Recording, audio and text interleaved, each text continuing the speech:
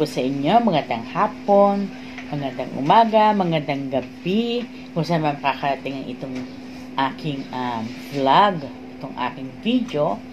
So ngayon, ang ating i-discuss sa inyo, benefits o health benefits of moringa seeds. Pag sinabing moringa seeds, ito po yung bunga ng malunggay. Ito po yung kanyang seeds.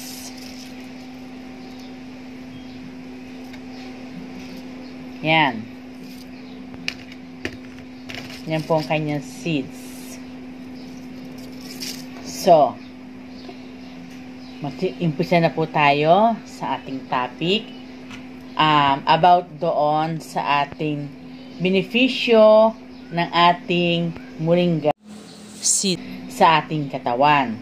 Ayon sa pag-aaral nitong moringa seeds, ito daw ay maraming nakukuha o mayaman sa vitamina at mineral. Okay. Itong kanyang seeds ay meron siyang antibacterial activity na nakakatulong upang use as a water purifying agent. Okay. Ano-ano ba ito? Yung dahon nito, may mga benepisyo rin para sa atin. Yung kanyang bunga, okay? Yung kanyang ganito, bunga. Pagka siya ay, pwede mo siyang kainin ng ganito, seeds. Pwede mo naman siya, kailangan ganito yung kulay niya. Pwede mo naman siyang kainin o ulamin. Inuulam ito. Kasi sabi ng iba, ang moringa seeds daw ay maraming masustansyang agent sa katawan ng tao. Okay? Ibig sabihin, nakapagpalakas siya ng ating immune system. So, ano-ano ba yon? Unang-una, high in fiber. Moringa seeds are high in fiber and help in moving foods along your digestive system. Okay? Ang moringa seeds ito daw ay mayaman sa fiber upang makatunaw ng ating digestive system. Ang ibig sabihin nito, ang lahat ng ating kinakain ay natutulungan niya na matunaw agad para hindi magiging bloated ang ating tiyan. Yun ang isa sa number 1 benefits ng ating moringa seeds. Mayaman sa fiber or high in fiber. Okay. Ang isa pa ay nakapag-regulate ng blood sugar levels. Okay.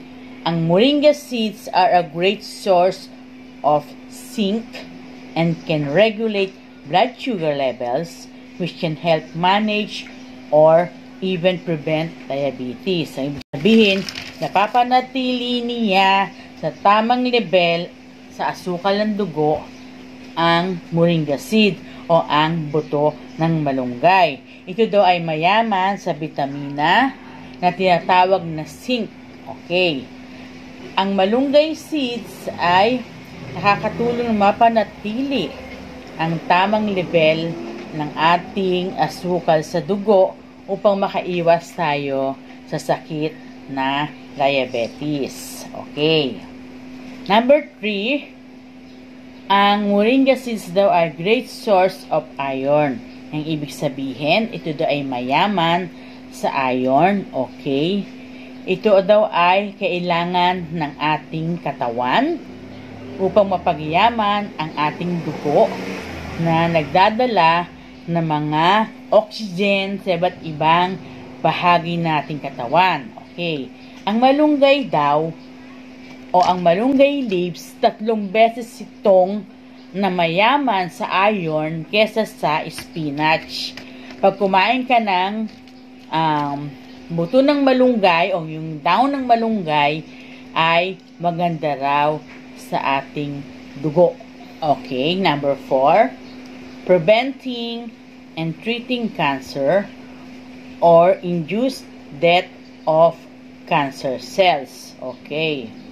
Ibig sabihin ay ang malunggay seeds o yung kanyang dahon nakakatulong upang pumatay ng mga cancer cells kasi meron siyang taglay na anti-carcinogenic effects, okay, upang mapigil ang pagkakaroon natin ng cancer. Okay. Number 5, source of antioxidant or powerhouse of antioxidant. Okay. Na ibig sabihin nito, ang malunggay ay seeds ay naglalaman ng 30 antioxidant na upang lubaban sa iba't ibang uri o sakit ng dulot ng free radicals na nakukuha natin sa kapaligiran ng ating kinakain, na ang taglay nitong ay antioxidant ay upang maprotektahan ang pagkabuuan nating pangkalusugan. Okay. Ano-ano ba yung sinasabi nilang free radical cells? Ito daw yung damaged cells na nagiging dahilan upang magkaroon tayo ng maraming sakit o magkaroon tayo ng maraming sakit sa ating katawan na kagaya ng sakit sa puso, sa baga, cancer, at marami pang iba. Number 6, promotes healthy skin. Okay. Seeds are packed with antioxidant, anti-inflammatory, and antiseptic properties are very beneficial for skin care. Ibig sabihin, ang number 6 ay ito daw ay nagtataglay ng antioxidant, anti-inflammatory, antiseptic properties na tumutulong upang magkaroon ng mapula-pulang balat. Okay, at maari mo ang oil daw ng moringa seeds ay maari mo raw gawing oil para maging moisturizer, para magpaganda ng ating balat, para magkaroon tayo ng magandang balat o malulusog na balat. Yun ang ibig sabihin. Okay, kagaya nga dito, di ba, nasabi dito, ano ba anti-inflammatory? Pag sinabing anti-inflammatory, ito yung pamamaga sa ating katawan. Na pagkakain ka ng moringa seeds, ay nababawasan yung pamamaga sa ating katawan. Pag sinabi mong antiseptic, kagaya nito, diba, nagkakaroon daw siya ng antiseptic. Pag sinabi mong antiseptic, ito daw ay yun nakapag-prevent ng pagdami ng ating sakit na nagiging dahilan ng microorganism. Pag sinabing microorganism, ito daw yung tinatawag na microscopic organism kagaya ng bacteria, virus, at fungus. Okay. Number 7. Okay, 7. Lowers cholesterol. Okay. Napakababa daw ng bad cholesterol na level ang moringa seeds. Okay. Ito daw ay nagtataglay ng kakayanan na mapanatili ang tamang level ng ating cholesterol. Okay. Number 8. Promotes heart health. Okay. Ang sabi daw, napatunayan ng mga scientists na nagpapababa sa amount ng oxidized lipids na nasa ating katawan at nag-iingat daw ito ng cardiac health sa pagkasira ng tissue na nasa ating puso. Okay. Reduces joint pain. Ito yung number 9. Okay. Moringa seeds make a great supplement of calcium and help those suffering from joint pain. Na ibig sabihin, ito daw ay naglalaman ng nutrisyon na calcium upang tumulong at mabawasan ang pananakit ng ating mga kasukasuhan. At ito daw ay nagtataglay ng anti-inflammatory properties na siya nagtatanggal ng pananakit. Okay. Improves sleep. Okay. Ibig sabihin, ang moringa seeds ay nakakatulong sa magandang tulog natin. Ang gawin natin, kumuha tayo ng buto ng malunggay. Pakuluan natin 15 minutes at saka natin inumin at makikita niyo yung resulta nito. Can I take 3 moringa seeds a day? Ilan ba dapat inumin ng moringa seeds sa isang araw, Nestor? Okay, 3 to 4 seeds per day. Yan ang recommended na mga nakapag-aral nito ng moringa seeds. Okay. Ang sabi nila, pag napasobra din daw ito, ay masama rin daw. Huwag ka rin daw kakain yan ng walang laman ng tiyan mo. Kasi, nagkakaroon siya ng laxative effect. Ibig sabihin, kakain ka yan walang laman ng tiyan mo, mag-aalboroto ang tiyan mo, magkaka-LBM ka kasi meron siyang effect na laxative. Ibig sabihin, nakapagpatay siya. Yun. Pagpadumi kung hindi ka nakapagpadumi o kumain ka nito para humilab yung tiyan mo, makakadumi ka na. Malinis ang tiyan mo. Okay. So, ganito pala, Nestor, no? Maganda pala ang benepisyo ng malunggay sa ating katawan, no? Kaya pala nila ito tinatawag na superfood kasi nasa kanya ng lahat ng benefits para sa katawan ng isang tao.